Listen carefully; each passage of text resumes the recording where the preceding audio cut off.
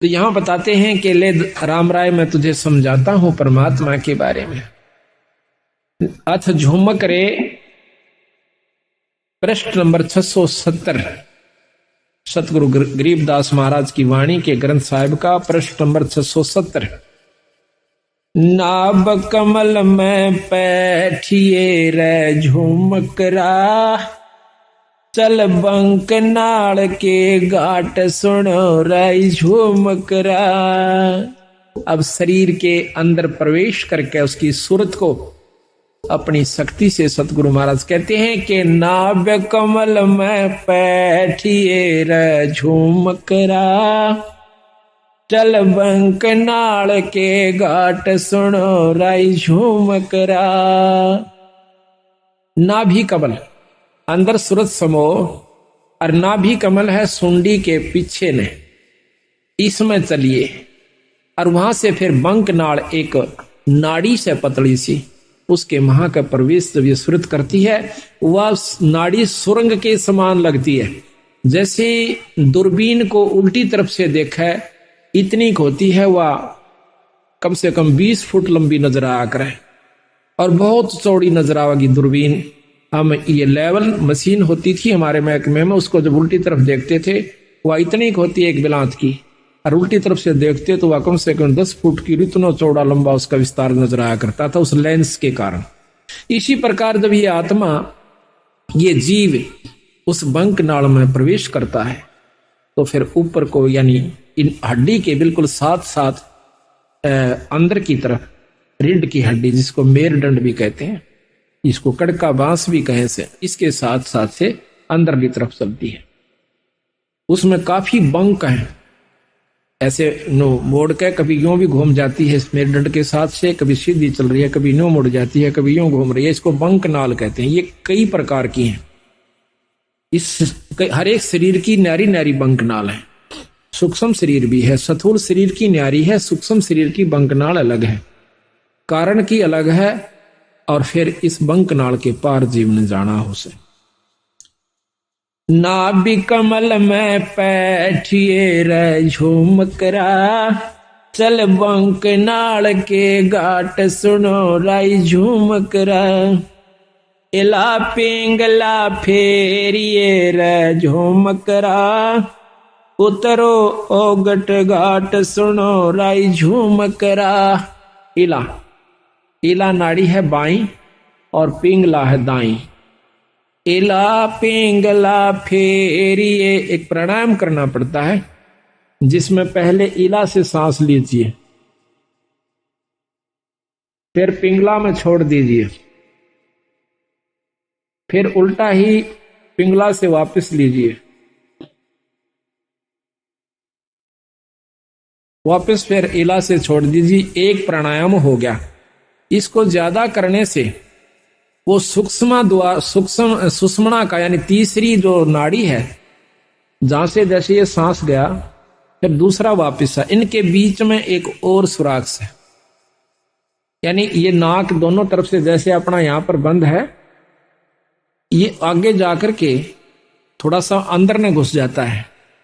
अंदर ने घुस के इसके अंदर आर पार स्थान है, जैसे को पशु का नकेल गाल दे नाक फोड़ के और उसमें सुराख, ऐसे इसमें बीच में सुराख है एक बहुत बारीक, और उस सुराख में फिर एक और सुराख है जो ऊपर न चढ़ता है, वो सुषुम्ना द्वार है। तो वहां कहते हैं सुषुम्न स्वरत लगाइए रे झुमकरा, वो खोलो बजर कपाट सुनो रे झुमकरा। अंदर जो वस्तु है वो वहां से शुरू होगी, वो अंदर बजर कपाट से है, और वो सतगुरु के नाम की कृपा से खुल सकते हैं। योगी लोग अपनी साधना से खोलते हैं, बहुत वर्ष बीत जाते हैं, और नाम की कृपा से सतगुरु की रजा से इस नाम का इतना प्रभाव होता है, अंतःकरण साफ होकर ये रोम रोम करनाने लग जाएगा। आत्मा समय समय पर रह रहकर ईश्वर को रोना शुरू कर देगी, तो समझो आपका सब कुछ खुल गया, सुषुम्ना भी खुल गई, ब्रह्मरंध्र भी खुला हुआ है।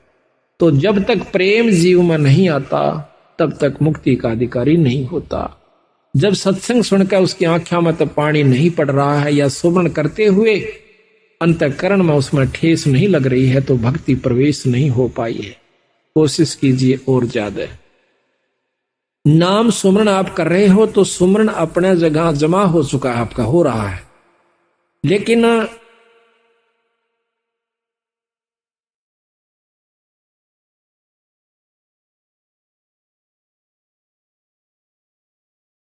अभी कमजोरी फिर होगी। उसका एक और तरीका, फिर सेवा कीजिए। आप सेवा करके देखियो किसी धाम पर अपने बंदी छोड़ के पर अपनी सत्संग में हाथ से सेवा करके देखना, और हो सके तो बर्तन तक साफ कीजिए, हो सके तो जूते तक भी साफ कीजिए, फिर देखना आपका सब कुछ खुल जाएगा। पर ये काम नहीं हो, ये होगा जो बात बनेगी। हम एक बार दिल्ली गए हुए थे, अभी 5-6 महीने हुए, फोटोओं के सिलसिले में एक गुरुद्वारे में चले गए। हमने ये चंवर लेना था। उस गुरुद्वारे जब हम जाते हैं तो हमारे जूते निकलवाए कि जूते निकाल दो जी। जूते निकाल करके टोकन दे दिया और एक ने जूते लिए हाथ में। प्रथम तो उसने साफ किए, माथे से लगाए, फिर दूसरे को दे दिए कि वहां रख दिए, फिर उसने अपने रुमाल से जो लाया हुआ था साथ उससे साफ किए। रुमाल को भी मत्थे से लगा और हमारे जूतों को भी मत्थे से लगा करके, और एक खोखा सा बना हुआ था जूतों का अलग से, उसमें धर दिया। अब क्रिया तो वो कर रहे थे और शरीर में गुदगुदी मेरे हो रही थी कि बंदी छोड़े। ऐसा भाव जब हो जावे तो फिर बाकी कुछ नहीं रहता, और सही नाम मिल जावे तो इतना ये सब व्यवस्था बनाने के लिए इस सत्संग की आवश्यकता पड़ती है, ऐसे समागमों की आवश्यकता पड़ती है। अभी तक हमने क्या देखा है कि हम कभी सत्संग में जाते नहीं, जाते हैं तो सिर्फ एक मुश्किल से अपना फॉर्मेलिटी सी करके चले आते हैं। लाभ तो उसका भी है, ऐसा नहीं है, लेकिन वही बात आओ भाई, जितना गुड़ गिरेगा उतना मीठा होगा। यही कारण से थोड़ा सा हिम्मत करो, क्योंकि सबसे बड़ा हमारा अभिमान अहंकार राक्षस है। जब हमने मत्था टेक दिया, जब हमने लंबी डंडौत ही कर दी, फिर कसर कौन सी राख ली? उसके बावजूद फिर अकड़ का है कि जब सर्व सौंप दिया तो फिर अकड़ नहीं। इसको करके देखो कभी तो कितना आनंद आता है। आप सत्कर मान लियो, मुझे तो आप मतलब समय नहीं देते, मैं अब भी आपके जूते साफ कर दूं, ठाकर दर दूं, मुझे कोई न, ये एक मात्र भी ये नहीं है कि मैं बहुत बड़ी पर उस पर पहुंच चुका हूं ना। ये जीव जब तक इस सृष्टि में है वो कुछ भी नहीं है। यहां से निकल ले जब जानिए तो हमारे अंदर ये बात कभी भी घर नहीं कर दी कि मैं संत हो रहा हूं और मेरे सैकड़ों हजारों शिष्य हो गए, मैं बहुत बड़ा बन गया। कुछ भी नहीं हो, जीव का जीव हो। अगर ये यहां से छुटकारा नहीं हुआ, अगर आखिर में भी पैर उलझ गया तो भी ज्यों का त्यों है, चक्कर फिर लंबा चौड़ा से। महाराज की